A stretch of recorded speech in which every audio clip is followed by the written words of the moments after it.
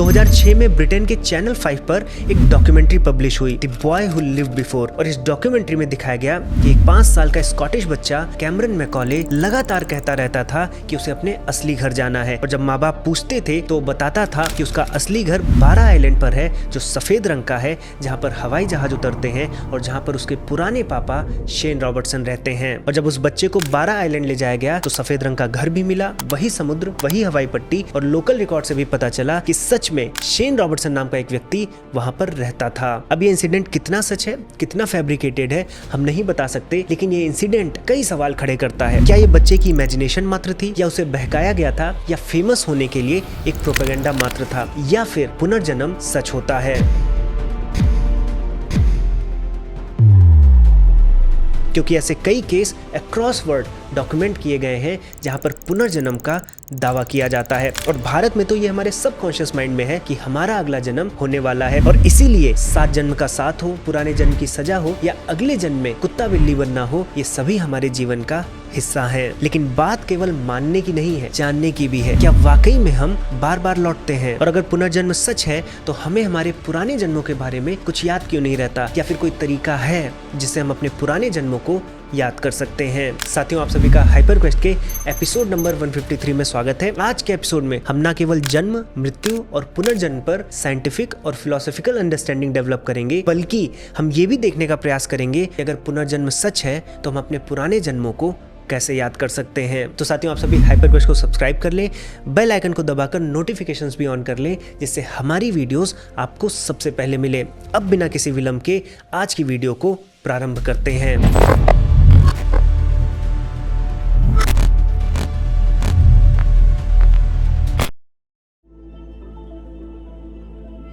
साथियों, जिस विषय को आज हम समझने वाले हैं वो अच्छे से हमें समझ में आए, इसलिए मैं इस वीडियो को एक कथा से प्रारंभ करता हूँ। प्राचीन भारत में एक व्यक्ति रहता था, सत्यव्रत। सत्यव्रत बहुत सज्जन था, दूसरों की सहायता करता था, पशुओं की सेवा करता था, स्वाध्याय करता था, विद्वान था।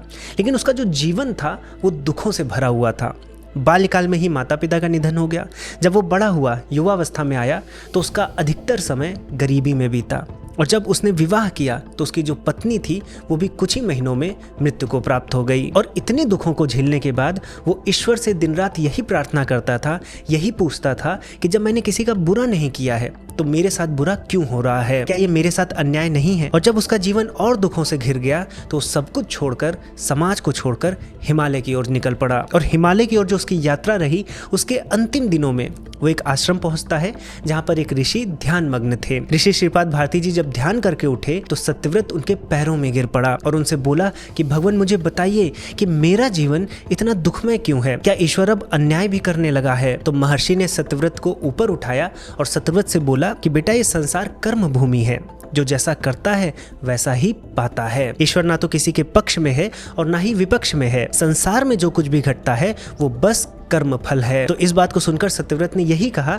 कि मैंने तो किसी के साथ अन्याय नहीं किया है, तो मुझे किस अपराध की सजा मिल रही है? तो महर्षि बोलते हैं कि सत्यव्रत, तुम तो इस जीवन की बात कर रहे हो, क्या तुम्हें तुम्हारे पुराने जीवन में किए गए कर्मों का ज्ञान है? नहीं है, क्योंकि अज्ञान के कारण तुम्हारी स्मृति का लोप हो गया है। लेकिन जो चित्रगुप्त है, चित्रगुप्त को तुम्हारे पुराने जीवन के सभी कर्मों का ज्ञान है, और उन्हीं कर्मों के अनुसार ही तुम्हें इस जीवन में बहुत ढेर सारे कर्म फल मिल रहे हैं, और जैसे जैसे ये कर्म फल मिलते जाएंगे तुम उतनी ही जल्दी निष्पाप हो जाओगे, अपने पापों से छूट जाओगे। हे सत्यव्रत, कर्म के बीज भले जीवन में बोए जाएं, लेकिन वो कई जन्मों तक फलते हैं।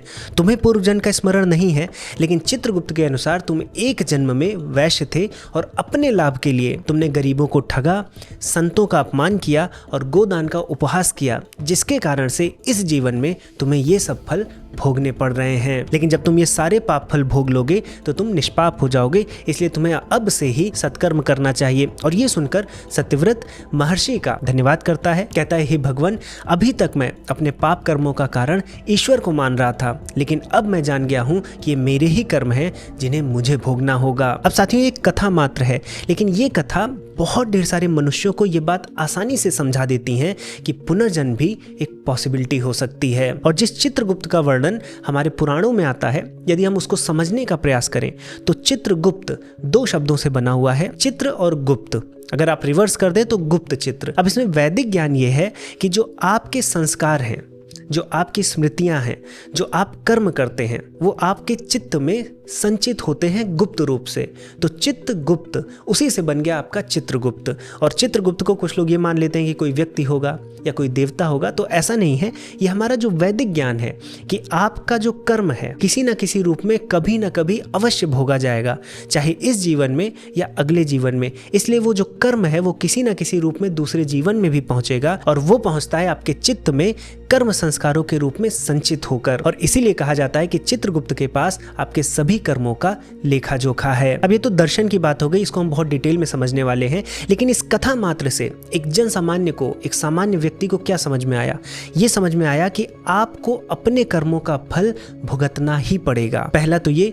दूसरा ये कि अगर आप इस जीवन में नहीं भुगतते हैं तो आने वाले किसी न किसी जन्म में जरूर भुगतेंगे। यानी कुछ तो है जो आपके इस जन्म के कर्मों को आगे आने वाले जन्मों में ट्रांसफर करता है, याद रखता है कि वहां पर आपसे उसका फल भुगताया जा सके। और दर्शन में इसे सूक्ष्म शरीर कहा गया है। और ये सूक्ष्म शरीर अलग अलग योनियों में तब तक ट्रैवल करता रहता है जब तक इसमें सभी संचित कर्म शून्य नहीं हो जाते। अब साथियों, हम इससे पहले पुनर्जन्म पर अपनी अंडरस्टैंडिंग को और भी गहरा करें, हम एकदम प्रारंभ में चलते हैं। सबसे पहले हम समझते हैं आखिर जन्म क्या है, विज्ञान और दर्शन दोनों के पर्सपेक्टिव से। तो साथियों, हम जीव के जन्म की बात करने जा रहे हैं, यानी जीव अस्तित्व में आता कैसे है, और इसको हम विज्ञान और दर्शन दोनों के दृष्टिकोण से समझेंगे। तो पहले हम अगर विज्ञान में जाएं तो विज्ञान में जीव को कैसे परिभाषित किया गया है इसको देखते हैं। विज्ञान में कहा गया है कि वही एंटिटी जीव है, वही एंटिटी बीइंग है जो कम से कम एक सेल से बनी हो। ये पहली रिक्वायरमेंट है। दूसरी ये कि वो प्रजनन करती हो, यानी अपने जैसे ही जीवों को उत्पन्न करने का सामर्थ्य भी रखती हो, और कम से कम वो ऐसे केमिकल प्रोसेसेस करती हो जिससे वो अपनी लाइफ को मेंटेन कर सके, सरवाइव कर सके, एनर्जी को कन्वर्ट कर सके। अगर कोई चीज ये सब कुछ कर सकती है और खुद से कर सकती है स्वतंत्र रूप से, तो वो जीव कहलाती है विज्ञान के दृष्टिकोण में। और यहाँ पर आपको ये भी ध्यान देना है कि विज्ञान के अनुसार सिंगल सेल वाले जीव तो होते हैं, जैसे अमीबा, पैरामीशियम, लेकिन सारी सिंगल सेल जीव नहीं होती। जैसे हमारी जो स्पर्म सेल है वो सिंगल सेल ही है, लेकिन वो जीव नहीं है क्योंकि वो नए स्पर्म्स को नहीं बनाती। ऐसी स्किन सेल हो गई, ये भी जीव नहीं है, लेकिन अमीबा, पैरामीशियम ये सब जीव हैं, और ये सिंगल सेल ही हैं क्योंकि अमीबा अपने आप को विभाजित करके नए अमीबा बनाता है। तो विज्ञान के अनुसार तो आप जीव समझ गए क्या है। अब आते हैं सनातन परंपरा में जीव कैसे परिभाषित किया गया है। तो सनातन दर्शन में आप आएंगे तो जीव कोई ऑब्जेक्ट नहीं है जिसे आप ढूंढ लेंगे या देख लेंगे। जीव एक व्यवस्था है, जीव एक संयोग है। किसका संयोग है? स्थूल शरीर, सूक्ष्म शरीर, कारण शरीर और आत्मा का। अब ये सूक्ष्म शरीर क्या होता है, स्थूल शरीर क्या होता है, कारण शरीर क्या होता है और आत्मा क्या होती है, कैसे ये एक व्यवस्था बनाते हैं जिसको हम जीव कहते हैं, इसको हम बहुत ही सरल उदाहरण से आगे समझेंगे। लेकिन विज्ञान में जन्म कैसे होता है, जन्म की प्रक्रिया क्या है, यदि हम इसको समझ लेंगे तो हमें समझ में आएगा कि विज्ञान और दर्शन कहाँ पर आकर मिलते हैं। अब अगर विज्ञान की प्रक्रिया देखें तो जब पुरुष का शुक्राणु और स्त्री का अंडाणु ये दोनों जब फ्यूज होते हैं, यानी स्पर्म सेल और एग सेल जब आकर फ्यूज होती हैं तो एक जायगोट बनता है जिसे विज्ञान जीव कहता है। अब यहाँ पर आप ध्यान दीजिएगा कि जो स्पर्म सेल है जो पुरुष से आ रही है और जो एग सेल है जो स्त्री से आ रही है, ये विज्ञान की परिभाषा के अनुसार भी जीव नहीं है, लेकिन इन दोनों के फ्यूज होने के बाद जो जायगोट बनता है वो विज्ञान की परिभाषा के अनुसार जीव है, क्योंकि उसमें कम से कम एक सेल होती है जो आगे अपने आप को डिवाइड करके अपने जैसे ही सेल्स को बनाती जाती है, ग्रो करती है और वो सभी केमिकल प्रोसेसेस करती है जिससे लाइफ मेंटेन्ड रहे। तो विज्ञान के अनुसार जाइगोट एक जीव है। लेकिन अभी भी ये प्रश्न बचा रह जाता है कि जब स्पर्म सेल जीव नहीं है, जब एग सेल जीव नहीं है, तो जाइगोट के बनने पे ऐसा क्या हुआ कि वो जीव बन गया। तो विज्ञान ये कारण देता है कि स्पर्म सेल और एग सेल इन दोनों में आधा आधा डीएनए ही होता है, लेकिन जब ये फ्यूज होते हैं तो जीन संरचना जो होती है, जो जेनेटिक स्ट्रक्चर होता है वो कंप्लीट हो जाता है, इसीलिए जाइगोट एक जीव बन जाता है। लेकिन जब आप दर्शन में आएंगे तो दर्शन के अनुसार केवल मैटर, केवल जड़ चीज जीव नहीं हो सकती। जड़ यानी स्थूल शरीर जीव का एक हिस्सा मात्र है, लेकिन दर्शनों के अनुसार जीव केवल जड़ नहीं हो सकता, मैटर नहीं हो सकता, जिसे हम स्थूल शरीर कहते हैं। जीव के लिए तो सूक्ष्म शरीर, कारण शरीर और आत्मा इनका भी संयोग चाहिए। तो यदि विज्ञान के अनुसार जाइगोट जीव है तो दर्शन के अनुसार जाइगोट में सूक्ष्म शरीर, कारण शरीर और आत्मा का भी संयोग होना चाहिए। यानी जब जाइगोट बनता है तो उसके बनते समय कुछ ना कुछ ऐसा विशिष्ट जरूर होता है जहां पर यह पॉसिबिलिटी उत्पन्न होती है कि सूक्ष्म शरीर, कारण शरीर और आत्मा भी संयोग कर सकें। तो साथियों, हम जीव को विज्ञान के अनुसार तो समझ गए, दर्शन में जो कहा जा रहा है कि इतनी चीजों का संयोग, इतनी चीजों की व्यवस्था जीव है, उसको एक सुंदर एग्जाम्पल से हम समझ सकते हैं। आप मोबाइल चलाते हैं, उसी एग्जाम्पल को लेते हैं। आप जब मोबाइल चलाते हैं तो वही जो व्यवस्था है वो जीव है। अब इसमें मोबाइल का जो हार्डवेयर है वो स्थूल शरीर है, वो जड़ है। लेकिन मोबाइल में जो आपने कर्म किए, यानी जो एप्स आपने डाउनलोड किए, जो चैट्स आपने की, जो गेम्स आपने खेले, ये कर्म संस्कार हैं आपके, जो आपका सूक्ष्म शरीर बनाते हैं। और ये सब चीजें जो मोबाइल में हो रही हैं वो किसके लिए हो रही हैं, उसका उपयोग कौन कर रहा है? आप कर रहे हैं। तो आप आत्मा है। और कारण शरीर क्या है? कारण शरीर वो अविद्या है, वो अज्ञान है, जिसके कारण से आत्मा को, यानी आपको ये भ्रम हो जाता है कि आप मोबाइल हैं। यानी मोबाइल में जो आपकी इंस्टाग्राम प्रोफाइल है, जो फेसबुक प्रोफाइल है, उसी से आप अपने आप को आइडेंटिफाई करने लगते हैं। और मोबाइल के बाहर जो दुनिया है, जो आपकी दुनिया है, आप उसको भूल जाते हैं। यानी आप अपने आप को मोबाइल की ही दुनिया से एसोसिएट कर लेते हैं, उसमें जो सुख दुख आपको मिल रहा है उसको ही अनुभव करने लगते हैं। ये जो भ्रम है आत्मा का, ये कारण शरीर के कारण होता है। अब ये जो पूरी व्यवस्था है जिसमें मोबाइल का स्थूल शरीर है यानी हार्डवेयर है, उसमें जो एप्स हैं, जो आपने कर्म किए हैं यानी जो सूक्ष्म शरीर है, जो भ्रम है कि मोबाइल ही मेरी दुनिया है यानी कारण शरीर है, और जो यूज़र है जो मोबाइल को चला रहा है यानी जो आत्मा है, ये जो व्यवस्था है इसको जीव कहते हैं। इसमें ऐसा नहीं कि स्थूल शरीर जीव है या सूक्ष्म शरीर जीव है या कारण शरीर जीव है या आत्मा जीव है, नहीं, ये पूरी व्यवस्था, ये पूरा संयोग ही जीव कहलाता है। अब साथियों, आपने विज्ञान और दर्शन दोनों के दृष्टिकोण से जीव को समझ लिया। अब इस जन्म की प्रक्रिया के आधार पर पुनर्जन्म को हम समझने का प्रयास करेंगे। साथियों, आपने नोटिस किया होगा कि किसी सुबह अगर आपने किसी पर गुस्सा कर दिया या उठते ही मोबाइल चलाया, इंस्टाग्राम खोला और किसी पोस्ट को देखकर आपको जेलसी हो गई, कुछ डिसअपॉइंटमेंट हो गई, बुरा लग गया, तो पूरा दिन आपका खराब हो जाता है। और अगर आप ट्रैक करेंगे तो मैं गारंटी के साथ कहता हूं कि पिछले कई महीनों से आप पाएंगे कि हर एक दिन कोई ना कोई इमोशन आपको चला रहा होता है या आपका दिन खराब कर रहा होता है। इतनी ताकत होती है कि इमोशनल रिएक्शन में, जो कि आप मॉर्निंग में कर देते हैं। लेकिन इससे हम बच सकते हैं। मैंने अपने एक्सपीरियंस से और सांख्य दर्शन के आचार्यों से मिलकर दुनिया का पहला वैदिक इमोशनल इंटेलिजेंस मॉड्यूल डेवलप किया है, जो कि सांख्य दर्शन पर आधारित है, जहां पर सबसे पहले आपका पर्सनैलिटी टेस्ट होता है कि आपके अंदर सत्व, रजस और तमस ये किस प्रपोर्शन में है, आपकी बेसिक प्रवृत्ति क्या है, और उसके अनुसार आपको गाइड किया जाता है आपकी इमोशनल हेल्थ को इंप्रूव करने के लिए। और ये केवल जानकारी देने वाला पाठ्यक्रम नहीं है, इसमें प्रत्येक सप्ताह आपको एक्टिविटीज कराई जाती हैं। 16 एक्टिविटीज के माध्यम से हम आपकी एक डिटेल रिपोर्ट भी जनरेट करेंगे,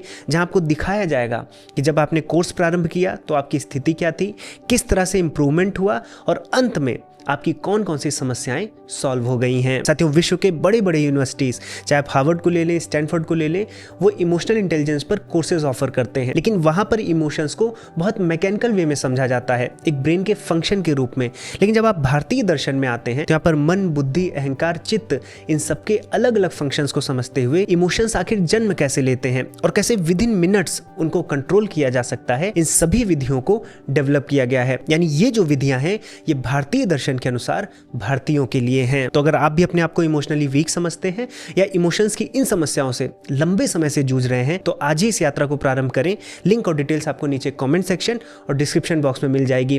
पर्सनैलिटी टेस्ट तो अवश्य दें, वो बिल्कुल फ्री है, आपको अपने बारे में बहुत कुछ पता चलेगा। अब साथियों, आइए वीडियो में आगे बढ़ते हैं। अब साथियों, हमने मोबाइल के माध्यम से एक जीव की व्यवस्था को समझा है।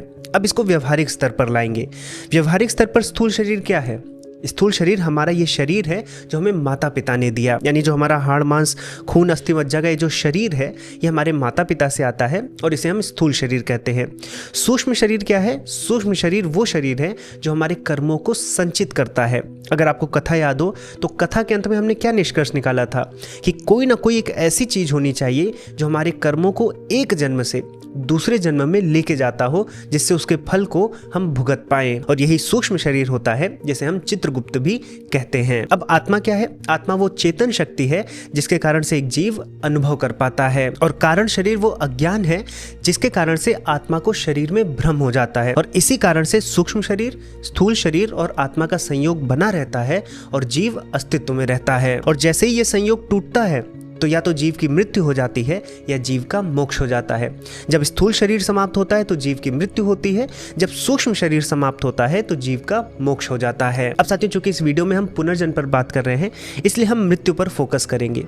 मृत्यु के समय क्या हो रहा है? मृत्यु के समय स्थूल शरीर समाप्त हो रहा है। अगर आप अपने मोबाइल वाले एग्जाम्पल पर चले तो मोबाइल अगर टूट जाए तो उसे मृत्यु कहते हैं। यानी जो मोबाइल का आपका हार्डवेयर था, जो डिवाइस थी, अगर वो खराब हो जाती है, उसमें पानी घुस जाता है, तो फिर वो मोबाइल किसी काम का नहीं रहता, फिर उस मोबाइल को आप चलाना बंद कर देते हैं। लेकिन फिर आप यहाँ पर रुकते नहीं हैं, आप फिर दूसरा नया मोबाइल खरीदने जाते हैं, नए मोबाइल को खरीद कर लाते हैं और नए मोबाइल को भी एकदम शुरू से चलाना प्रारंभ नहीं करते। सबसे पहले क्या करते हैं? सबसे पहले जो पुराने मोबाइल का डेटा था, जो आपके एप्लीकेशंस थे, जो आपकी चैट्स थी, जो आपका उसमें प्रोग्रेस था, उसको आप बैकअप से या फिर क्लाउड से डाउनलोड करते हैं, पुराने डेटा को नए सिस्टम में लाते हैं, नए फोन में लाते हैं और फिर उसको चलाना प्रारंभ करते हैं। यही पुनर्जन्म है। पुनर्जन्म में केवल स्थूल शरीर बदलता है, सूक्ष्म शरीर तो वापस डाउनलोड होता है नए शरीर में। यानी जो आपके पुराने कर्म संस्कार थे वो नया शरीर पाते ही उसमें डाउनलोड हो जाते हैं। और जब ऐसी व्यवस्था बनती है तो कारण शरीर के आवेग में आत्मा फिर से इस नए स्थूल शरीर से और पुराने सूक्ष्म शरीर से कनेक्ट हो जाती है और फिर से अनुभव की प्रक्रिया शुरू हो जाती है, फिर से जीव अस्तित्व में आ जाता है। और आपने देखा कि इस पूरे पुनर्जन्म के प्रोसेस में आत्मा नहीं मरती है। इसीलिए भगवान श्री कृष्ण भगवद गीता में भी कहते हैं कि आत्मा को मारा नहीं जा सकता। आत्मा अजर है, अमर है, अनादि है, अनंत है, शुद्ध चैतन्य है, जिसका कभी नाश नहीं होता। इसी के साथ वो ये भी बताते हैं कि जैसे एक मनुष्य पुराने फटे चिथड़े कपड़ों को बदलकर नया कपड़ा धारण कर लेता है, वैसे ही जो आत्मा होती है वो पुराने जीर्ण शरीरों को छोड़कर नए शरीरों को धारण करती है। तो मृत्यु केवल स्थूल शरीर का बदल जाना है। सूक्ष्म शरीर और आत्मा तो सुरक्षित रहते हैं। आत्मा तो वैसे भी नित्य है।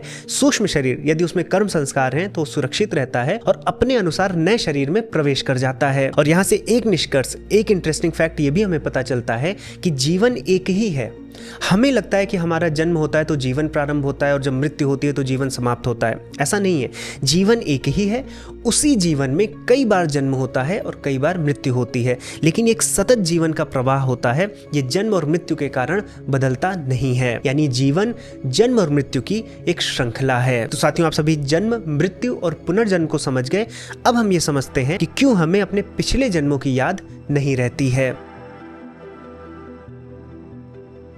तो अब साथियों, ये बड़ा प्रश्न है कि हमें हमारा पिछला जन्म याद क्यों नहीं है। तो साथियों, अगर आप देखें तो हमारा मन प्रत्येक क्षण असंख्य अनुभव कर रहा है। हम लगातार देखते हैं, लगातार सुनते हैं, लगातार सूंघते हैं, कुछ ना कुछ सोचते रहते हैं। और इतनी चीजें करने के साथ साथ बहुत सी चीजें हमारी स्मृति बनती हैं, बहुत सी चीजें नहीं बनती हैं। सारे के सारे अनुभव हमें नहीं याद रहते। कुछ अनुभव हमारी स्मृति का पार्ट बन जाते हैं जो हमें लंबे समय तक याद रहते हैं, कुछ अनुभव हमारा दिमाग भूल जाता है। और ये बहुत बड़ा प्रश्न है, चाहे न्यूरो साइंटिस्ट हो, साइकेट्रिस्ट हो या फिर योग दर्शन की विद्या हो, आयुर्वेद हो, कि किस आधार पर हमारा मस्तिष्क कुछ बातों को तो याद रखता है लेकिन कुछ बातों को भूल जाता है। और इसको समझने के लिए सबसे पहले हमें समझना होगा कि हमारी सनातन परंपरा में स्मृति किसे कहते हैं। तो स्मृति को परिभाषित करते हुए महर्षि पतंजलि जी ने कहा कि जो हमें अनुभव में आया और उसका विषय हमारे चित्त में संचित रह गया तो वो हमारी स्मृति बन जाती है। लेकिन प्रश्न तो यही है कि कौन सी बात को चित्त स्थायी कर लेता है या किस अवस्था में चित्त होता है जब वो अनुभव की हुई चीजों को स्थायी बना देता है और स्मृति बना देता है। तो इसके लिए अगर हम चरक संहिता में जाएं तो वहां शरीर स्थान में हमें पता चलता है कि जब चित्त में सत्व प्रबल होता है, चित्त सात्विक होता है,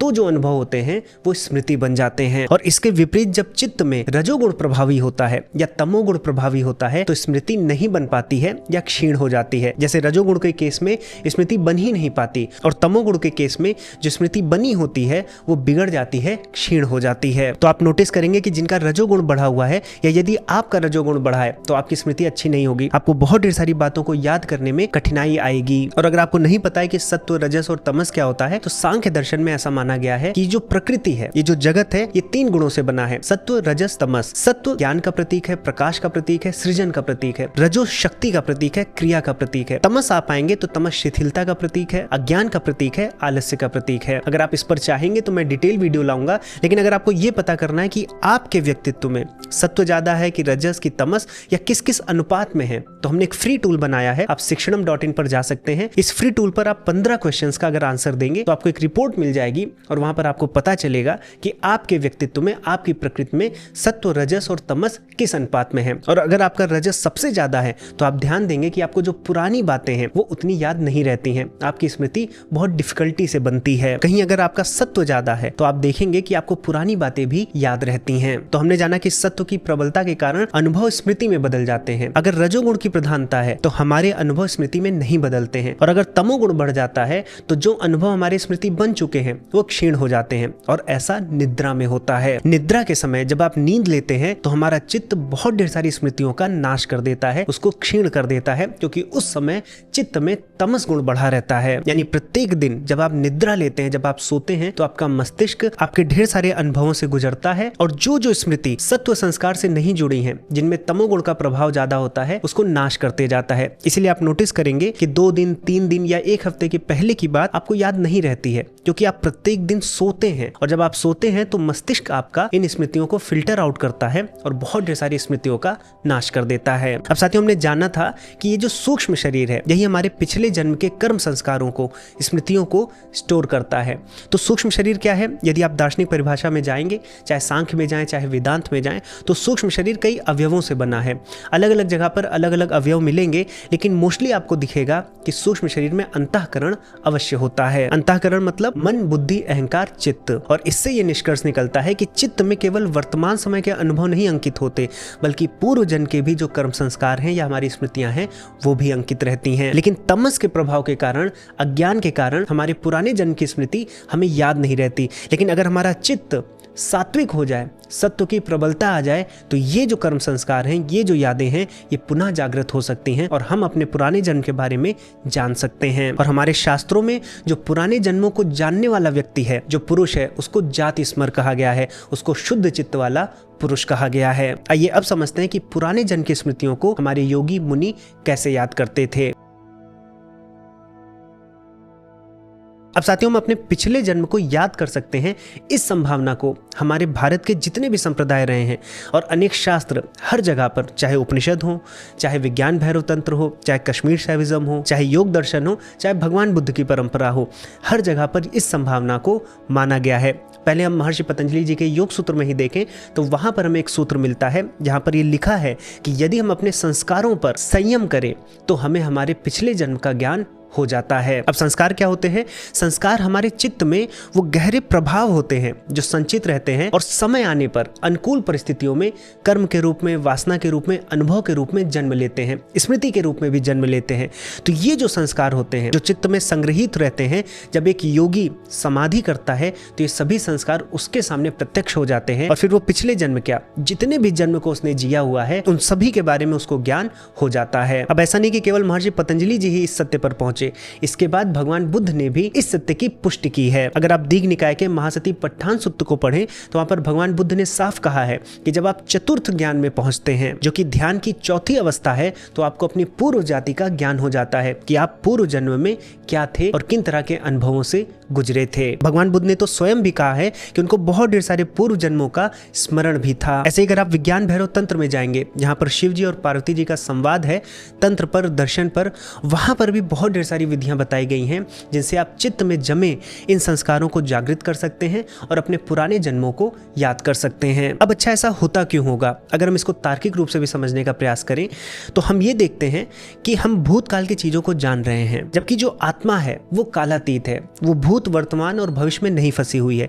इसीलिए जब योगी समाधि करता है तो आत्मा जिस विशिष्ट स्थूल शरीर, सूक्ष्म शरीर से जुड़ी हुई है और कारण शरीर के कारण उसके अंदर जो भ्रम है कि यही मेरा सत्य है, उस भ्रम को जब तोड़ लेता है एक योगी, तो आत्मा फिर उस स्थूल शरीर और सूक्ष्म शरीर से अलग हो जाती है और फिर आत्मा प्रत्यक्ष देख पाती है कि वैसे कितने स्थूल शरीर से वो जुड़ी थी, और फिर उन सभी का ज्ञान उस आत्मा को होता है और आत्मा अपने सभी पिछले जन्मों को जान पाती है। जैसे मोबाइल का एग्जांपल लें तो जब आप अपने मोबाइल से बाहर बाहर आएंगे, जब आप अपनी सोशल मीडिया प्रोफाइल से बाहर आ जाएंगे, तब आपको साफ साफ दिखेगा कि आपने कितनी सोशल मीडिया प्रोफाइल्स बनाई थी या फिर कितने मोबाइलों को आपने चलाकर छोड़ दिया है। और इसकी पुष्टि योग सूत्र में महर्षि पतंजलि जी ने आगे भी की है, जहां पर वो बताते हैं कि जो भूतकाल है, वर्तमान काल है या भविष्य काल है, ये केवल हमें धर्म के भेद के कारण आभास में आता है। जबकि हो क्या रहा होता है, हो ये रहा होता है कि एक ही समय पर एक ही जगह पर सभी पदार्थ अपना स्वरूप बदल रहे होते हैं। केवल हमारे मन की संकल्पना ऐसी होती है, हमारा शारीरिक धर्म, हमारा मानसिक धर्म ऐसा होता है कि उसको हम भूत, वर्तमान और भविष्य में बदल देते हैं। यानी आपका पूरा जीवन, जिसमें आप हजारों बार मरते हैं, हजारों बार जन्म लेते हैं, वो एक ही बिंदु पर एक ही समय में घट रहा होता है। जैसे विज्ञान के अनुसार भी आप समझें तो जब हम प्रकाश की चाल पर चलते हैं तो स्पेस सिकुड़कर एक बिंदु पर आ जाता है और समय का बहाव भी शून्य हो जाता है, यानी एक क्षण में हम आ जाते हैं। तो ऐसे ही महर्षि पतंजलि जी कहते हैं कि जब समाधि लगती है तो हमारे अंदर ऋतंभरा प्रज्ञा का जन्म होता है, और ये प्रज्ञा, ये ज्ञान ऐसा होता है जो हर जगह के ज्ञान को और हर समय के ज्ञान को एक बिंदु पर ला देता है और आत्मा सब कुछ प्रत्यक्ष देख पाती है। अब साथियों, ये कोई चमत्कार नहीं है, ये योग और समाधि का, ध्यान का एक फल है जो एक योगी को उसके मोक्ष के मार्ग में मिलता है। और अगर आपको ये चमत्कार लग रहा है, अंधविश्वास लग रहा है, तो आज आधुनिक विज्ञान में भी बहुत ढेर सारी ऐसी प्रैक्टिसेस होने लगी हैं जिस बात को प्रूव करती हैं कि कहीं ना कहीं कुछ ना कुछ ऐसा अननोन जरूर है जो हमारी स्मृतियों को प्रभावित करता है। आइए थोड़ा सा इसके विषय में भी जानते हैं। साथियों, जैसे अगर आप मॉडर्न मेडिकल साइंस में आएंगे तो बहुत ढेर सारे ऐसे रोग हैं जिनका हमें ओरिजिन नहीं पता होता, कि किस कारण से वो रोग हुआ है, ये हम ट्रेस ही नहीं कर पाते। इन रोगों को, इन डिसीजेस को इडियोपैथिक डिसीजेस कहा जाता है। जैसे इडियोपैथिक डिप्रेशन होता है, जहां पर व्यक्ति को आत्महत्या करने का मन करता है लेकिन कोई रीजन नहीं होता, बाहरी कोई ऐसा रीजन नहीं होता जिससे व्यक्ति आत्महत्या करे, लेकिन उसके मन में आत्महत्या के विचार बहुत उठते हैं। ऐसे इडियोपैथिक साइकोसिस, इडियोपैथिक स्किज़ोफ्रेनिया होती है, जिसमें व्यक्ति को तरह तरह की आवाजें सुनाई देती हैं, तरह तरह का पैटर्न दिखता है, लेकिन इसका भी क्या कारण है आज तक नहीं पता चला है। ऐसी इडियोपैथिक इंसोम्निया होती है, जिसमें नींद नहीं आती, जबकि व्यक्ति के जीवन में कोई तनाव नहीं है, कोई एंग्जाइटी नहीं है, फिर भी उसको कई कई दिनों तक नींद नहीं आती, और इसका भी जो रीजन है आज तक नहीं पता चला है। अब ऐसे रोगों का निवारण कैसे करते हैं, तो आज मॉडर्न मेडिकल साइंस में क्लिनिकल हिप्नोसिस किया जाता है। इस क्लिनिकल हिप्नोसिस में जो रोगी है उसको एक ट्रांस की अवस्था में, उसको ध्यान की अवस्था में ले जाया जाता है, जिससे वो इस दुनिया से कट जाए और अपने सबकॉन्शियस माइंड में जो उसके विचार हैं, जो उसके संस्कार हैं, उसको वो जागृत कर सके। और ऐसी स्थिति में उसका मन खुल जाता है, चित्त की कई परतें उठने लगती हैं और फिर वहां से उसकी समस्या का सोल्यूशन ढूंढा जाता है। और हमारे सबकॉन्शियस माइंड पर